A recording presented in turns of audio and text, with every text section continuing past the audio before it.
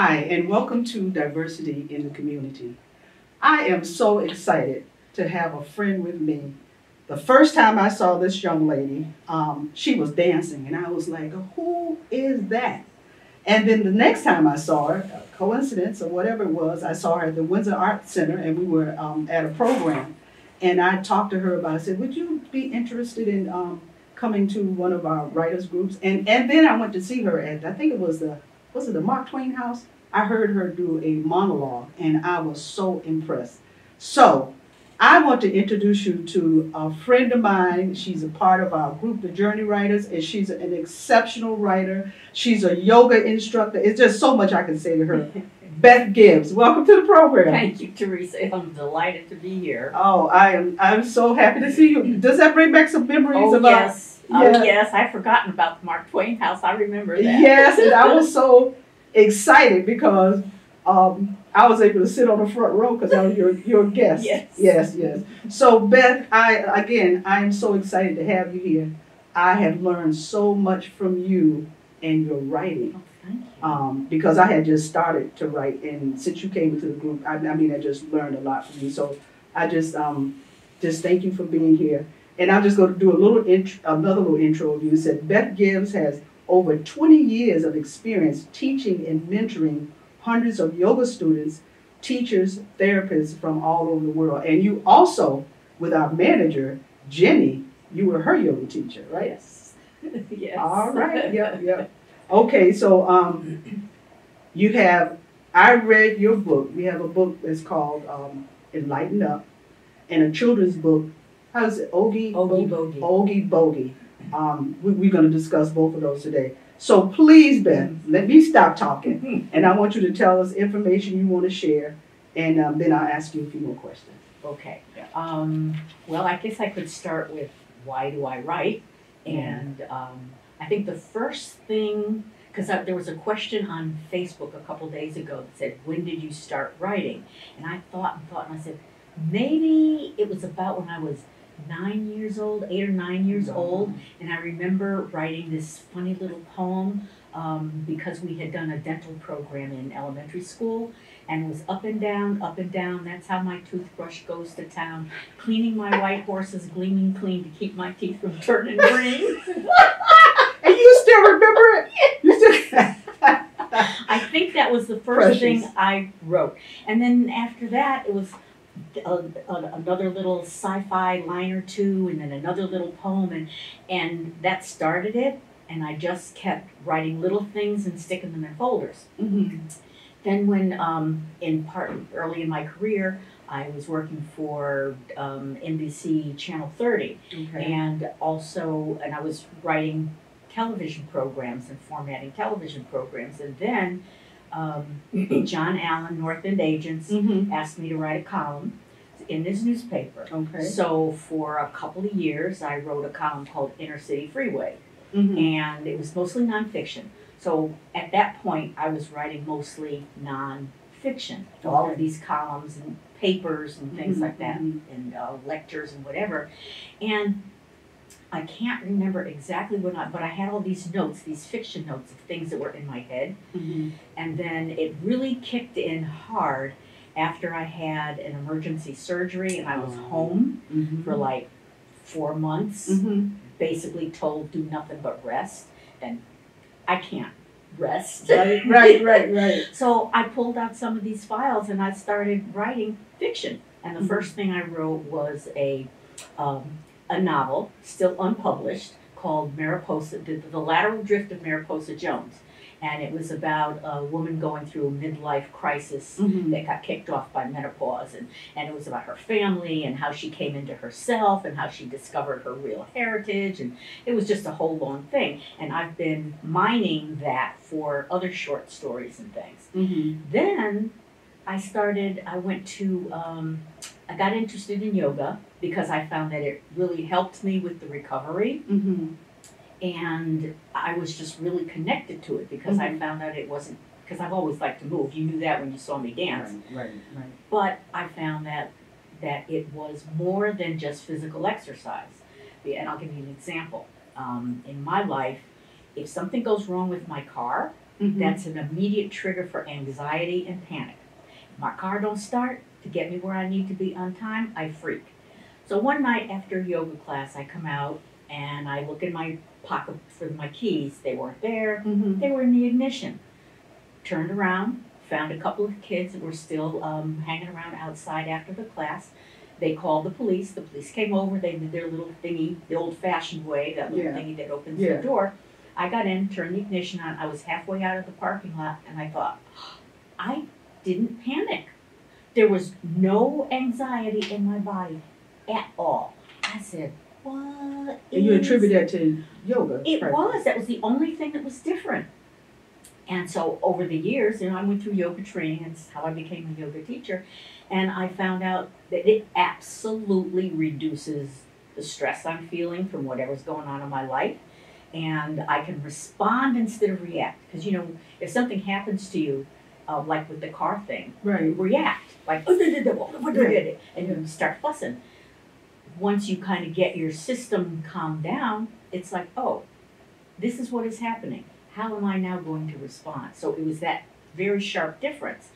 And I attributed that to yoga, but I didn't know why it was doing that. I mean, I knew it had a connection to the nervous system, but I didn't really understand the why of it. And through my yoga training, I learned about, and that's what that book Enlighten Up turned out to be, because I learned about these 5 layers of self-awareness. In Sanskrit, they're called the koshas.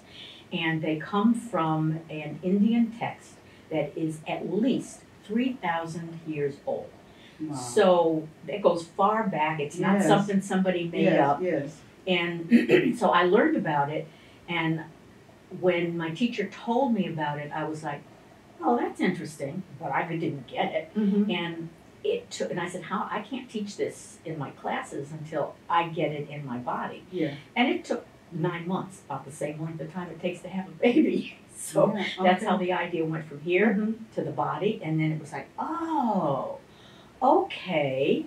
And in the West, and the difference is because in the West, they're now talking a lot about the mind-body connection.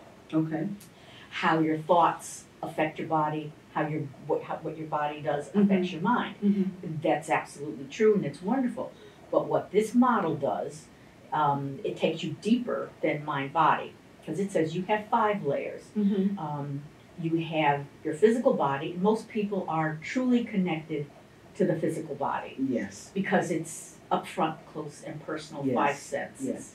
Then you have your breath. Most folks are pretty okay with the breath because they know they breathe and they know what happens if they stop. But along with that comes energy, which is a little more woo-woo, but folks know when they have enough energy to do what they need to do and when they're lacking energy. That's knowable, but there's another level of energy in that layer that takes people a little while to get adjusted to and tuned into. Because like Einstein said, energy cannot be destroyed. It can only be transformed from one form to another. So that energy is in the universe and it's in us, the whole thing. Then there's mind. Most people know they have a mind, they have a brain, but they don't think about the mind and the consciousness part of the mind, because the brain can be dissected at death. The mind cannot be dissected. It's connected to the energy. Then there's the witness, which in my mind is like truly, truly important, because the witness is the part of you that allows you to see all these other things and gain a larger understanding. And so that's kind of what happened. That's what I attribute that little aha moment in the car to me. Is that effect, oh, I didn't panic. Now I know why I didn't panic. And I know how I can not panic so much going forward, because it's a process, everything. And then the last layer of self-awareness is the bliss layer. Like when you're totally connected to something, like you go to church, you have a spiritual, a religious experience through prayer, you dance, you lose yourself, you're seeing the Grand Canyon for the first time, and you're like, I lost myself. That's the bliss thing. So those are the 5 layers, and that's kind of my writing journey, sort of. I babbled on. So. No, I love it, because when I used to think of yoga, the only thing I would think of, okay, I'm stretching my back and my legs. I never thought about it as affecting the mind, your thoughts, all of that. It's just so much more. Right. Yeah, and I mean, in this country, in this culture, you say yoga to somebody and they think of a spandex-friendly body on a yoga calendar standing on their head. Yeah, right, exactly. I mean, I saw an article in a magazine once. It was an article on yoga for headaches.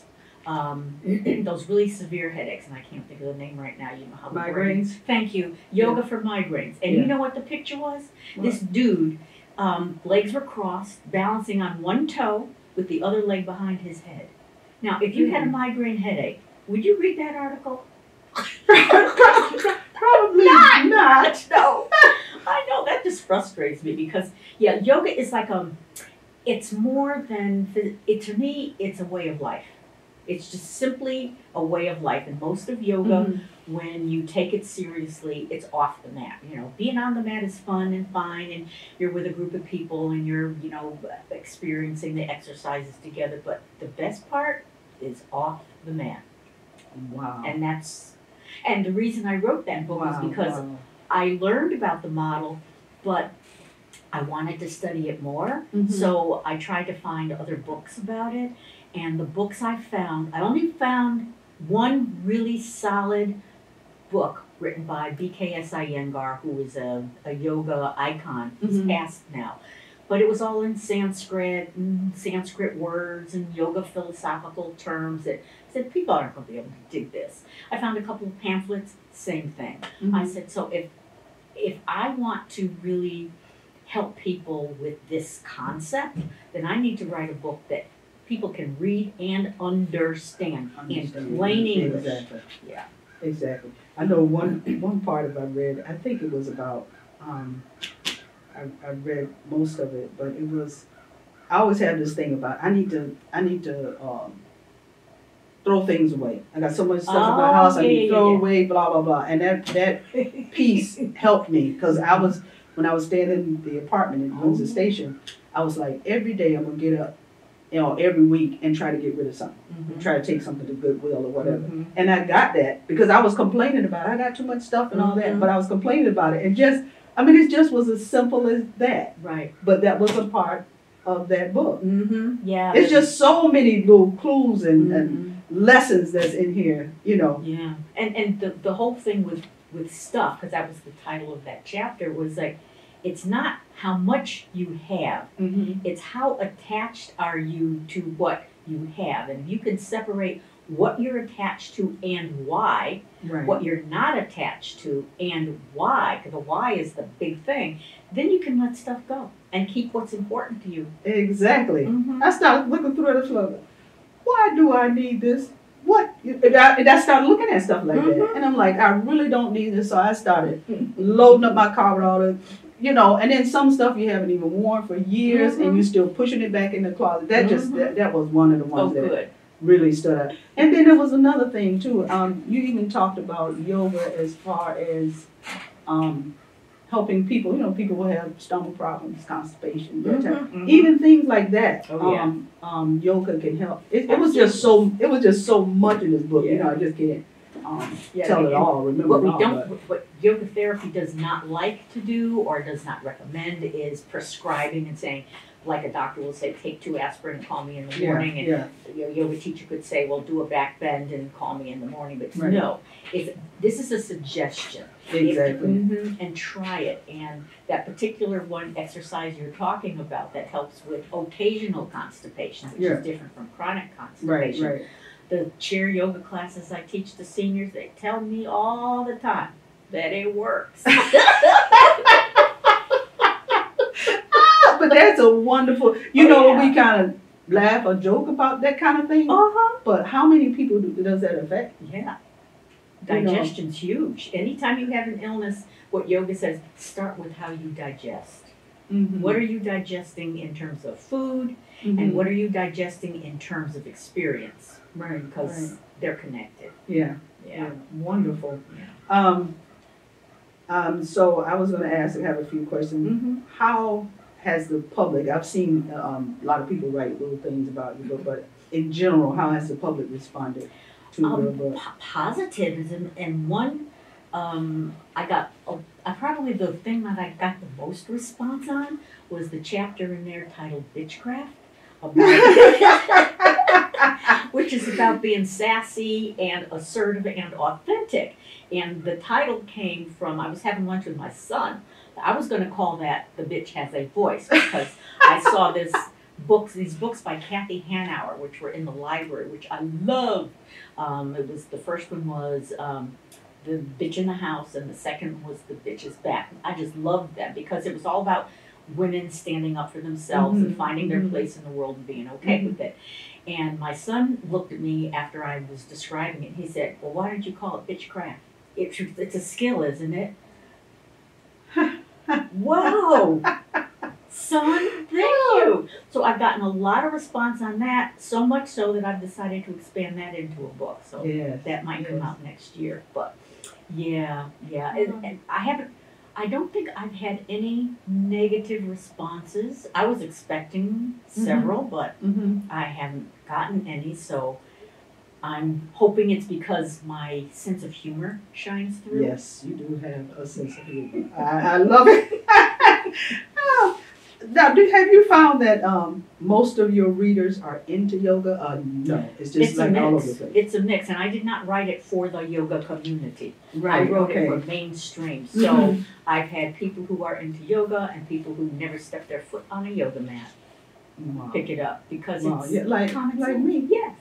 Yeah, I did, but when I read it, I saw so much in it that helped me. Good. Yeah, and so it was just wonderful. Okay, I read about the 9-step journey. Can you elaborate on each step? I remember each step. I got them in case. I can name them and you can talk about them. All right.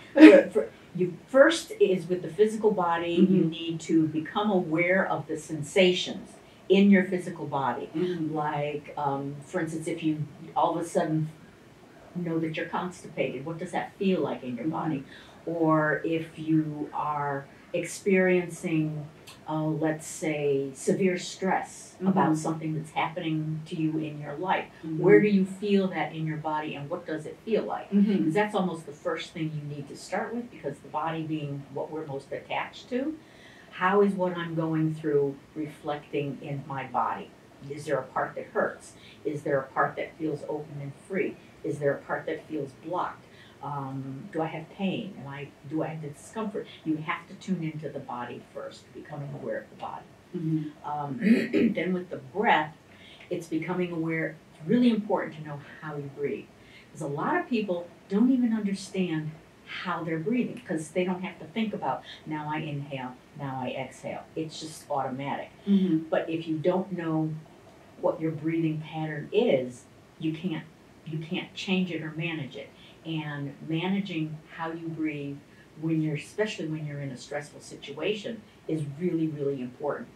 I found some people, because one of the things they say, and it's true, I mean, even science says this, when you take a deep breath, your diaphragm, which is this big muscle up here, goes down, which pushes the belly out. Then you're filling your lungs with air. How many people can't feel that? They're just up here. I breathe in, my chest rises. I breathe out, my chest falls. So if they don't understand where their breathing is and how they breathe, they can't change it. And there are specific breathing techniques that have been scientifically studied that work to help you change the state of your mind when you're under stress, or when you need to relax, or when you need to energize. So first, you learn how you're breathing, and then you can use these breath techniques to manage your breath when you need to have it managed, especially under stressful situations. That's really important. And when you're saying that, I'm thinking about, I took my sister to emergency room last night because she was having a problem breathing, and come to find out she had pneumonia. She's doing good and everything, thank goodness, but she was like, she was panicking, whatever. And I was trying not to be stressed. But I think a lot of what I read helped me to keep calm in that situation, because I hadn't seen her like that before. You know, I'm used to her going all over the place doing everything, but it was, you know, having to help her put on her clothes, and she was trying to catch her breath and all this. And I think for me reading and all that, I was able to keep calm, just handle the situation, keep her calm. And so that kind of thing, you know, it means a lot. Absolutely. But it's a thing that you have to learn. Any other time, I probably wouldn't have been so calm. Right. You Exactly. know? Exactly. Yeah. So you have to keep that top of mind. But the more you practice it, that's the beauty of it. Then it's right there when you need it. Exactly. Exactly. Yes. Yeah. And the other part of, I think this is part of step 2, is your energy. Yeah. Knowing when, and the easiest way to start with this so it doesn't get too woo, woo, woo, woo, woo, is what times of the day are you most alert? What times of the day are you most tired? What times of the day does your brain shut off? You know, right. Because there are some people who get up at 5 o'clock in the morning. Me. Okay. Yeah. All right. Yeah. So you know that. Yeah. Right. And at what point during the day does your energy begin to falter? I get up about 5, around 10 or 11. But that's right. That's right. I'm ready to take a nap. Because like usually there's a cycle. And when you know what that cycle is, then you can change your habits so that you are most productive and authentic when that energy is up. Yeah. See, now my energy don't truly kick in until 10 o'clock in the morning. But I can go from 10 to 6, mostly. Sometimes I'll have a little fallout around 3 p.m. But if I'm not in bed by 10 or 11 o'clock, I get a second wind. I can be up till 2, 3 in the morning. Oh, me too. That's the thing with me. Yeah. Yeah. Because I get up so early, then I kind of peter out. I need to take a nap, and then I try to sleep at night, and then I wake up and it's like 1 or 2 o'clock in the morning, and everything in the world be going through my mind. So I'll get up, I'll start cleaning, washing clothes, do all kinds of stuff at that time of the morning. So I understand exactly what you mean. So that's where you start with that energy component. The other part of it is a little more woo-woo, and I'll just go over it really quickly. But if you've ever, if you or anybody in your audience has ever had gone to see an acupuncturist, and they put the needles in certain parts that you might say, I have a headache, and they put needles in your knees, and you're going, what the hell? Yeah. But because there's a whole system of energy through the body. In the Chinese culture, it's called acupuncture. It's called qi. In the Indian yoga tradition, it's called prana. And the prana can manifest in the body as these energy centers called chakras. And each chakra is said to be connected to a life lesson. Just quickly. Base of the body, your connection to earth, your family, society. The second level around the navel, reproduction, sensuality, creativity. Then around the solar plexus, it's self-actualization, being authentic and who yourself in the world. Heart, love, boundaries, appropriate relationships. Throat, will, how you express yourself verbally and express yourself in the world. Then wisdom, third eye, probably most people have heard about the third eye. That's your connection to something else. Yeah. And then the crown chakra is that connection. I mean, to me, I love theoretical physics. If I could have been a mathematician, I might be a theoretical physicist instead of a yoga teacher. But I can't do the math. But they say the same thing. We are all energy, and we are connected to the energy in the universe, and that's what the crown energy is for. So when we learn the lessons and figure out how to manage ourselves on all of those different levels, we're in tune. At least for a little bit. That's very, very interesting. Yeah. Okay. Do I need to name? You're doing good because you're remembering these. All What's right. the next one? Let me see. Let me see. All right. Girl, that's what I'm talking about. That's 1, 2, 3, 4, 5, 6. Okay. So in the mind, it's understanding the difference between your thoughts and your feelings, your emotions. Because you ask some people, well, how do you feel about that? And they will tell you what they think. So it's understanding the difference between thoughts and your feelings.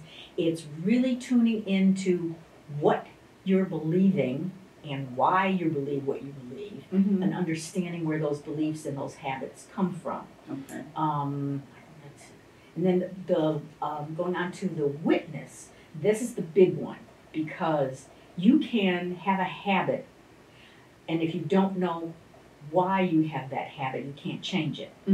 Otherwise, you're just stuck in it. Yeah. So the example I use is if you imagine a Venn diagram, you know, two big circles, and they intersect for, let me say, 30%.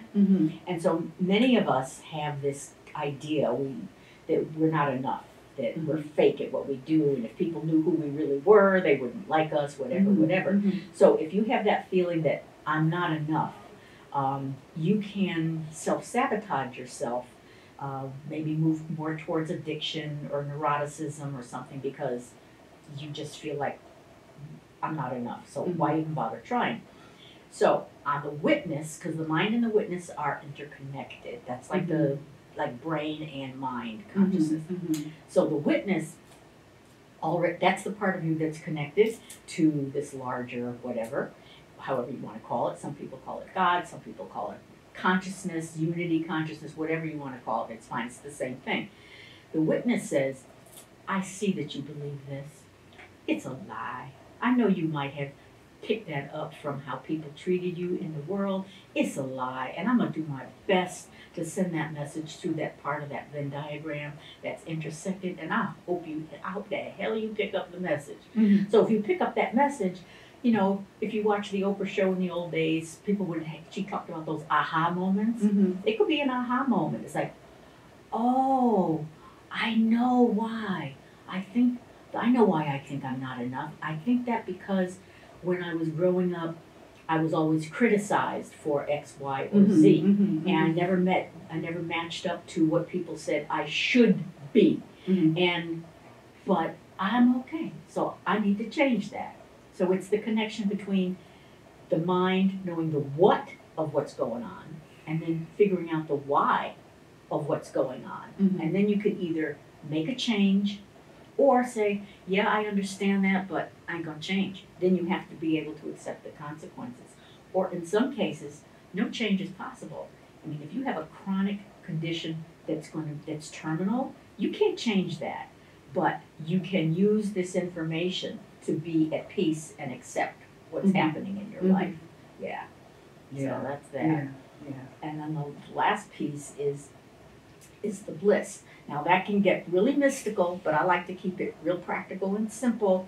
And it's like understanding what are the moments in your life when you feel connected to everything or out of yourself, or you have that, you're, like I said, watching the Grand Canyon for the first time and you're not there anymore. You're just a part of whatever's happening.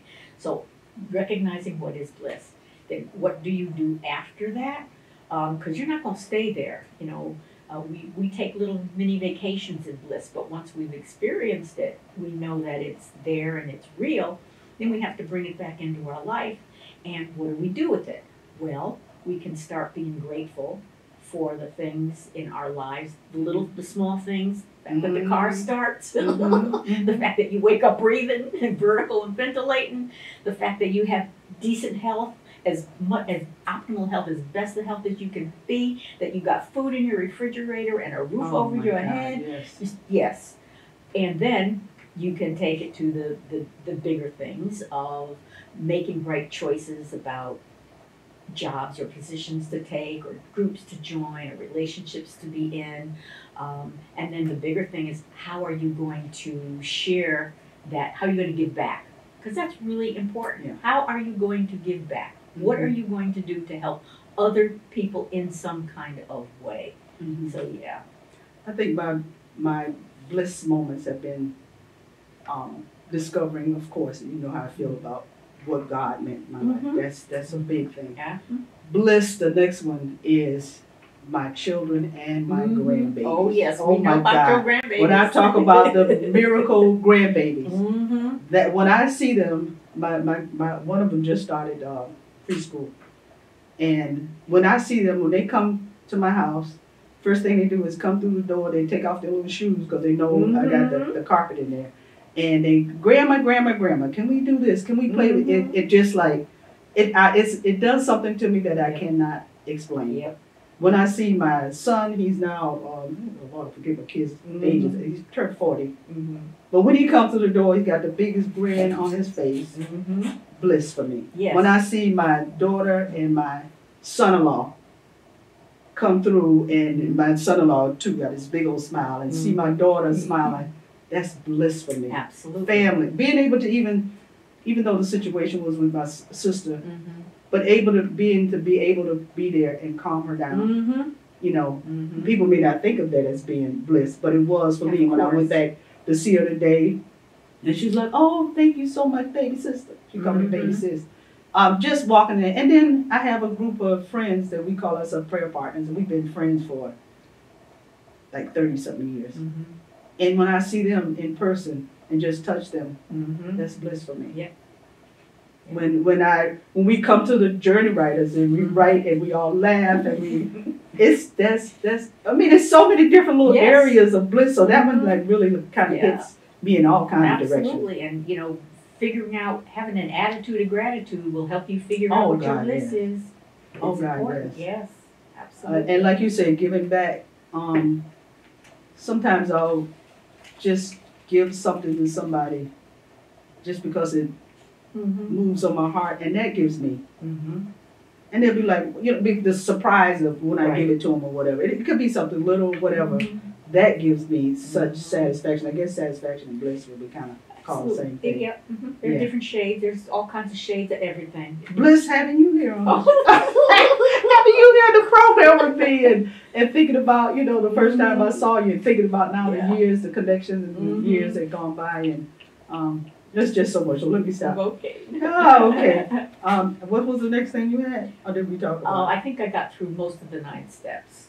Oh, okay. If I missed one, you tell me. But they're all connected. Because basically it means when you are aware of your 5 layers, they give you a deeper foundation for self-perspective, for self-awareness, because it's not just what's going on in my mind and what's going on with my body, it's what's going on with my breath, it's what's going on with my energy, it's can I witness what's going on, and then how can I release and connect.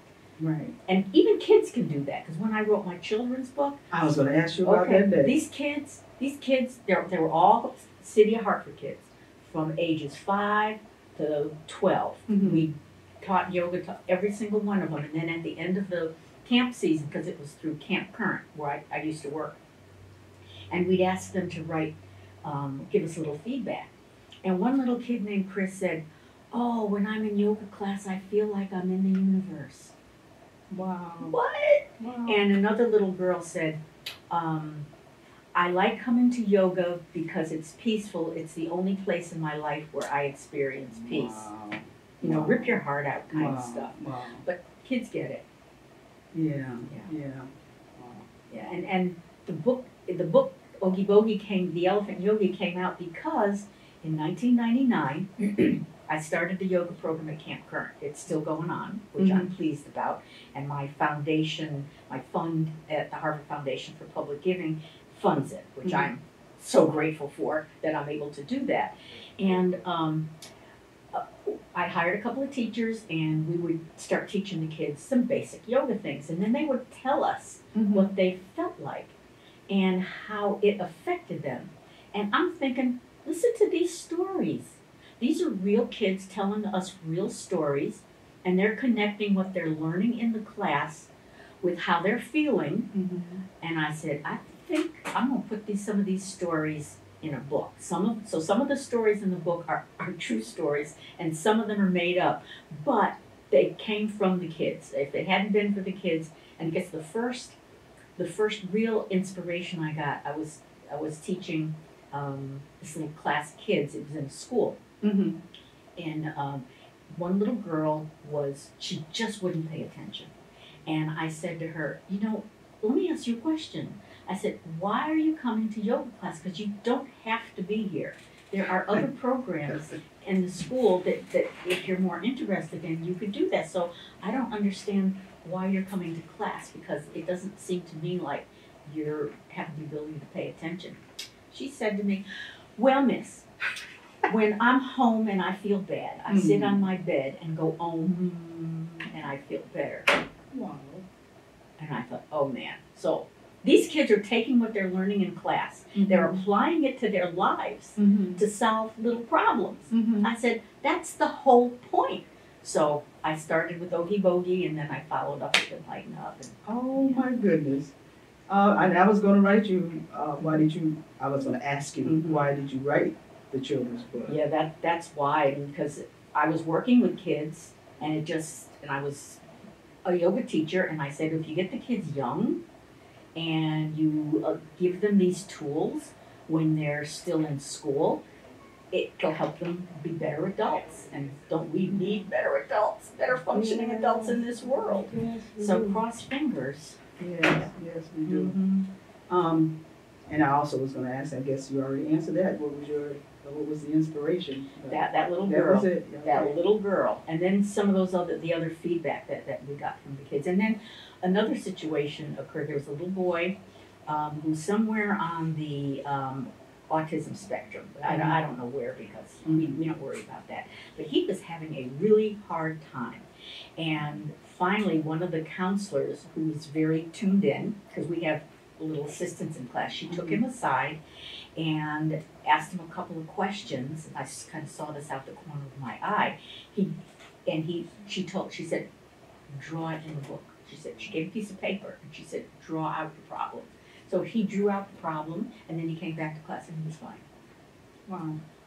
So the small little things, if we pay attention to what's going on inside ourselves, sometimes we can solve our own problems. Sometimes we need to go for help, and absolutely people should do that. No one says that any of these personal growth, self-help things are end-all be-alls. They are helpful, but if the problem becomes serious, then y'all need to go for some help.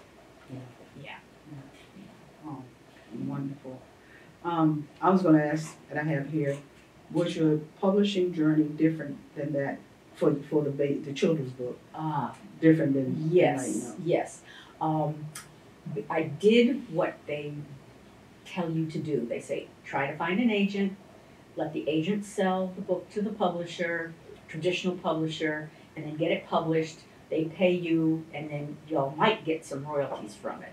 Well, I did try to do the agent thing, got nowhere. I'm not famous. I mean, people who are famous, for instance, I'm reading now a mystery series by Ann Hillerman, who's the daughter of Tony Hillerman, who wrote about a Navajo police detective and his folks. That fascinates me. So I've read all of his books. So now I'm reading her books, and I thought, yeah, she's his daughter. She wouldn't have any problem going to any traditional publisher, and they would snap her up because of her father's work.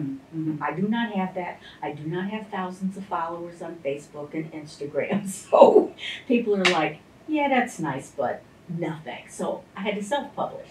So that meant I had to go find an editor. Fortunately, I had a friend who used to edit textbooks, and so she did that for me.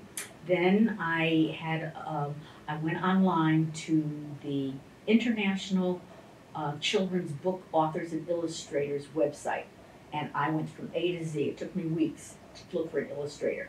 After I looked at them all, I picked the ones, I narrowed it down to 3, and then I looked at where they were located. This child lived in Windsor.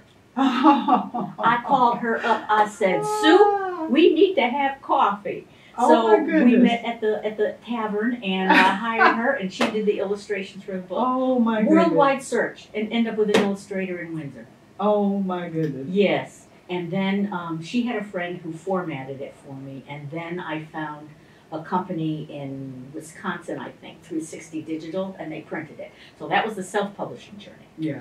For this second book, I went to I belonged for a while to Connecticut Authors and Publishers Association, and I was at one of their meetings, and I heard this woman talk about hybrid publishing, which is a cross between self-publishing and traditional. In self-publishing, you pay for everything, and anything that sells, you get everything. Hybrid publishing is a partnership. You pay up front for the editing, the artwork, the publishing, and then if it's a reputable hybrid company, they will at least split the royalties, and they do all the work.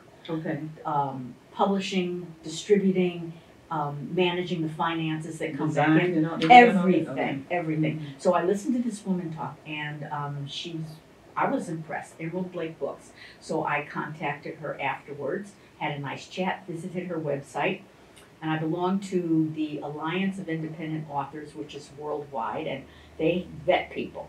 So I checked on them, and they said, well, we've never heard of them, but we'll check them out for you. So they did. And they said they look very reputable, and they look the prices are fair, and we think they'd be fine.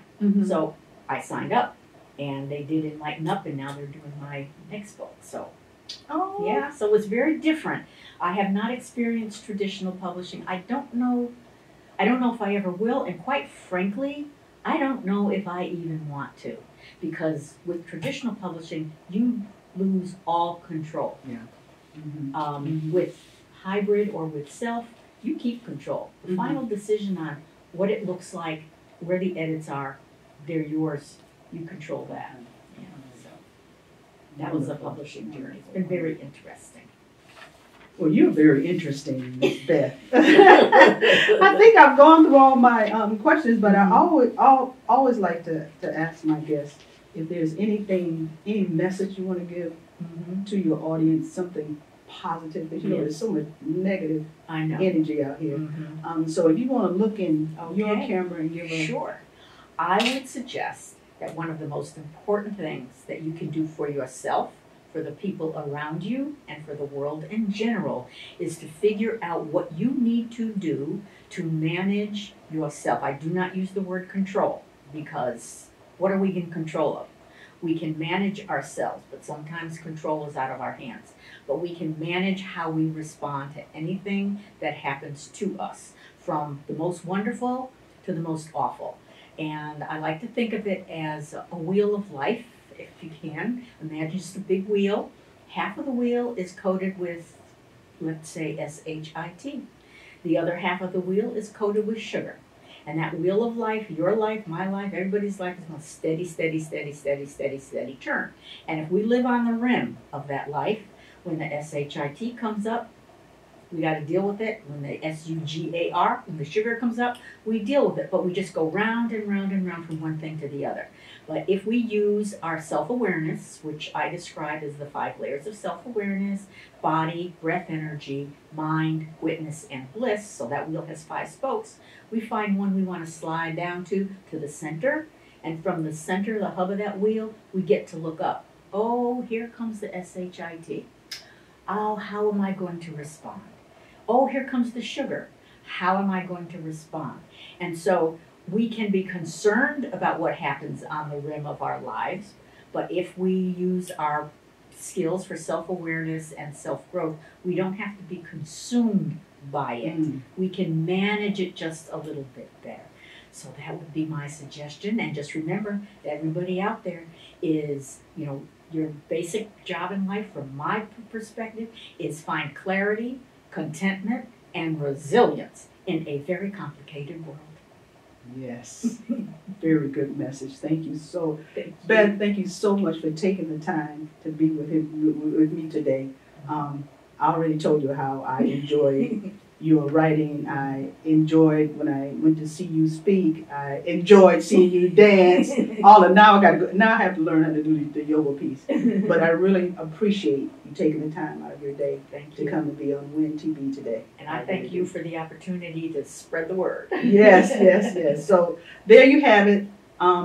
Thank you so much for watching, and join us next time. Good night.